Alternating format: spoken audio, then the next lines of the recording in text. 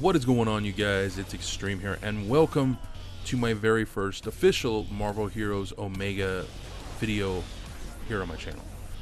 I have incorporated Marvel Heroes Omega gameplay into my the podcast series. That's definitely hard to get out, but I haven't actually done a video about this game on its own. Well, here we are, and this is kind of a review video, but really it's just my thoughts and opinions on the game as it stands right now. I want to kind of timestamp this video so you guys have an idea of when I'm making it.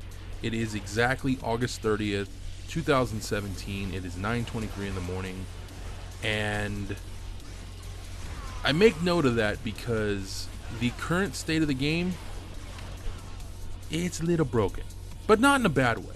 I mean, the game is still very much playable. It's still a lot of fun. And in all honesty, I don't know if you heard that, but if you did, sorry. In all honesty, this game, when I've been asked to explain it, my explanation has been exactly this. The game is simple, but complicated. In all honesty, the game in its purest form is a very simple, easy to play, top-down scroller type hero game. You're not doing a lot of anything crazy. You use your powers, beat up bad guys, you kill bad guys, you get loot, you move on to the next thing. Nothing too complicated about it at its core. It's when you start trying to get to endgame where things get really, really, really complicated. And that's where it gets a little frustrating, but I like the challenge of learning the game. I do have to say, I wish there was more info about the endgame type stuff in the game. As of right now, in-game type information is on the website, which, hey, you know, I got a lot of free time, so it doesn't bother me, but I got a buddy. He's actually a good buddy of mine, and he likes this game as well.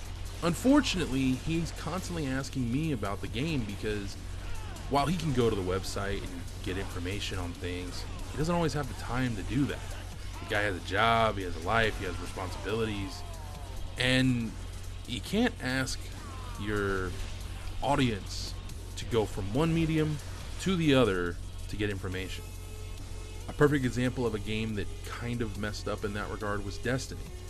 I'm not comparing this game to Destiny in any way, shape, or form. I'm just saying, don't make your audience go from one platform to another in order to get information they may need or may just want regarding the game.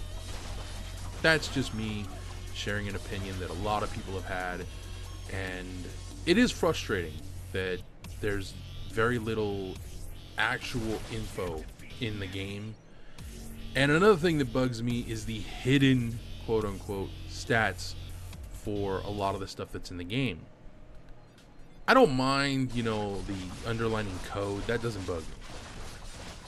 It's the hidden stats on the Infinity system that frustrate the ever-loving hell out of me.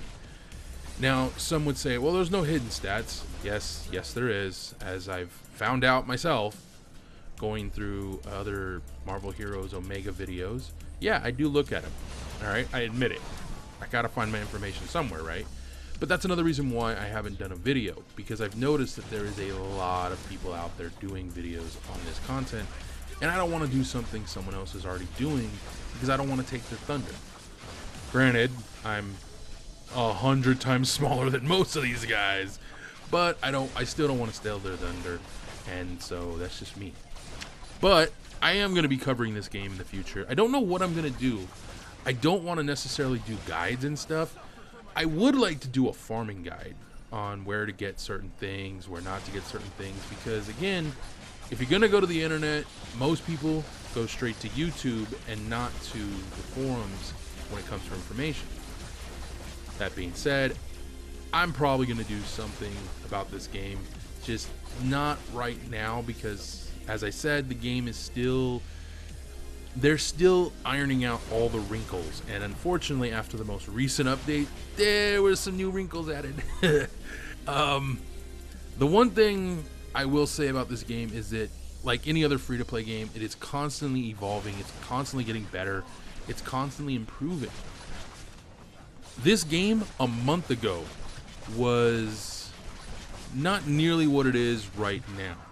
Things get changed, things get added, things get removed, things get modified. That's how these games work. This game is, in all honesty, a couple years behind its predecessor. And by that I mean, or not, I don't know if that's the right term there. I'm probably wrong on that. But anyways, there's a PC version of this game called Marvel Heroes. That version of the game has been out for a couple years now and is far further along than the one we're playing on console. I will say this, a lot of people will say, oh, the stuff on PC is exactly like it is on console. No, it's not. No, it's not. I'm sorry to tell you this, it's not. While there is similar information, it's not the same. And I have found out the hard way several times. Don't go get information about this game about the other one, because the information is not entirely accurate. I don't know why they did this. I kind of get it, but at the same time, not really. So that's another thing about the game that frustrates me. But all in all, the game is a lot of fun. It is definitely something I enjoy playing for many hours at a time. My real big complaint is the drop rates. God, the drop rates, dude. It reminds me of trying to get the Infinity Pistol in Borderlands 2. Yep, I'm having really bad flashbacks right now. Really, really, really bad flashbacks. And unfortunately, this game has the same mentality. The drop rates are really bad. Not everywhere. Things are improving. They are getting better. They are constantly asking for the audience to tell them, hey, what do you think of these drop rates? Are they good? Could be better? Still not good? All right, let's improve them some more. And they're working on it. I don't want them to I don't know what I just said, but moving on. I don't want them to do what Destiny did, where everything's kind of guaranteed. That gets boring really fast. I enjoy having a guaranteed drop. I don't necessarily like having a guarantee that it's going to be something good. I want the farm. I want the struggle. I want the effort.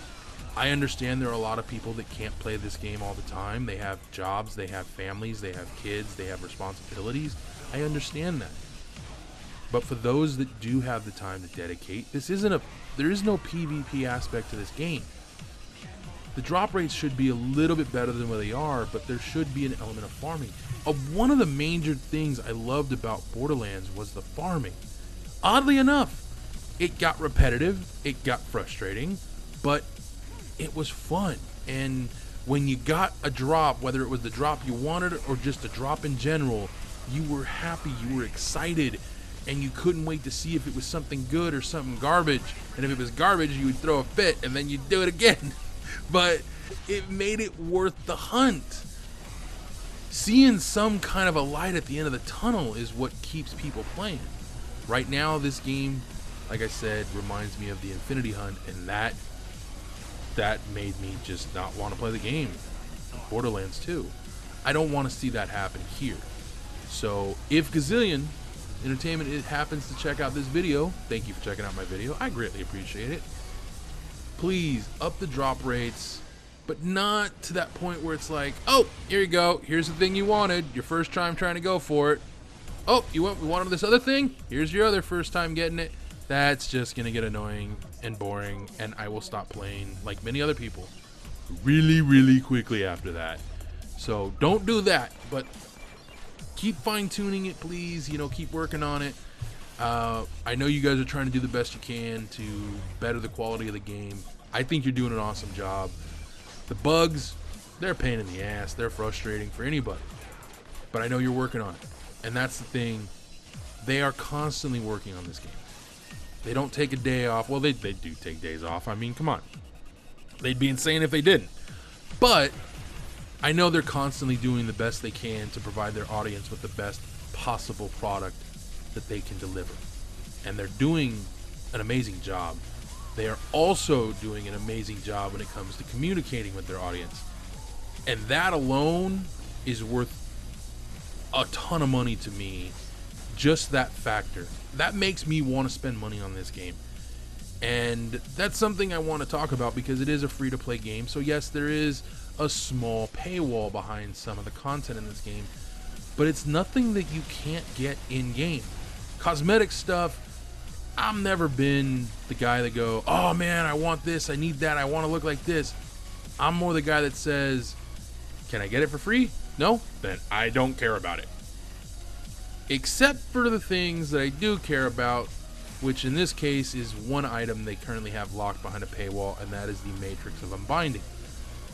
I really would like to see that be available in-game somehow, either by crafting, you know, of course, still leave the option to buy it, you know, but if you could craft the thing somehow, I'd be happy. I don't know if there is a way to craft it as of right now. From my understanding, there isn't. That's a little frustrating.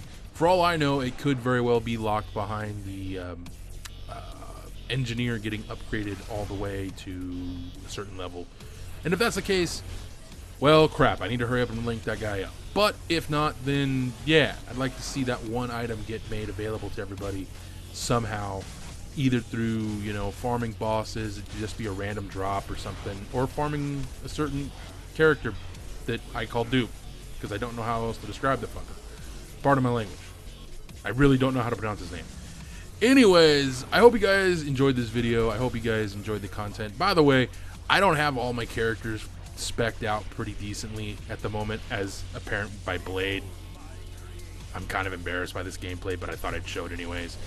All of the gameplay you guys saw in this video was from the Cosmic difficulty, which is the hardest difficulty in the game. It is also the end-game quality of the game, the in-game difficulty.